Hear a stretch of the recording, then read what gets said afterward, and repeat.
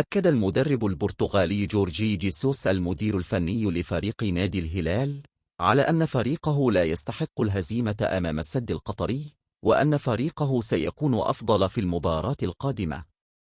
وخسر الهلال على يد السد ب3 أهداف مقابل هدفين في المباراة التي أقيمت بالجولة الثانية ضمن منافسات المجموعة الثانية.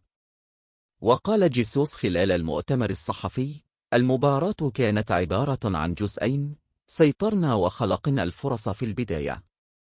وتابع: المباراة القادمة ستحدد الفرق المتأهلة، ورغم مستوى الفريق الذي أعجبني أول نصف ساعة، إلا أننا لازلنا في مرحلة الإعداد، وسنكون أفضل بالمباراة القادمة. وأضاف: في الشوط الثاني التكافؤ ظهر بين الفريقين، ولكن لم نستحق الهزيمة، وكان من الممكن أن نتلافى هدفين من أهداف السد. وشدد خيسوس مدرب فريق الهلال الأول لكرة القدم أن فريقه ليس بحاجة إلى ضم حارس أجنبي في وجود عبد الله المعيوف ومحمد العويس.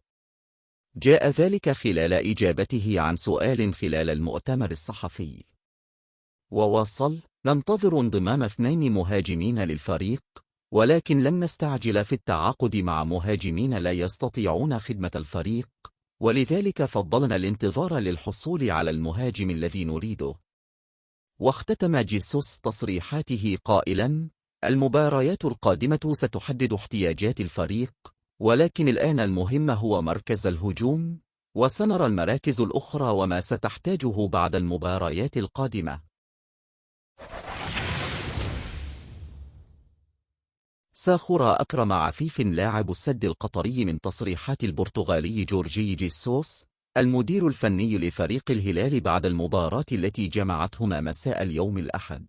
الهلال مبروك لنا والغادم أفضل إن شاء الله. الضغط العالي اللي شفناه اليوم برضو تحدثت عن نقطة الإصرار، لما نتكلم هدف في آخر دقيقتين تقريبا المباراة، هذا يدل على أنه الفريق بدنيا جاهز وعلى أعلى مستوى.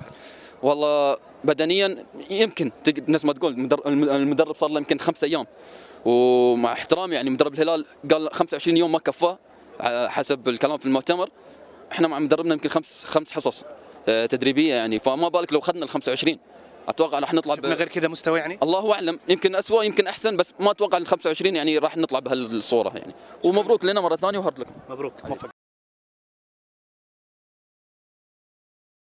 اعتذر الجزائري بغداد بنجاح مهاجم السد القطري بعدما احتفل بهدفه اتجاه جماهير الهلال في المباراة التي جمعتهما مساء اليوم الأحد. وأشار بنجاح بالصمت لجماهير الهلال بعدما سجل الهدف الأول لفريقه. وقال بنجاح في تصريحات عقب اللقاء: زعلت الجمهور اليوم بعد الهدف، زعلته، يمكن رضيته بس زعلته شوي اليوم. والله اعتذرت، لكن تحمست شوية زيادة، لكن نعتذر لجمهور الهلال. جمهور الهلال قاعدة جماهيرية كبيرة ونعتذر عليهم، لكن هي كرة القدم. سجلت في وقت حساس شوية وكانت ردة فعل نفس ما قلت لك، نعتذر لجمهور الهلال. شكرا. شكرا بغداد، نشكرك.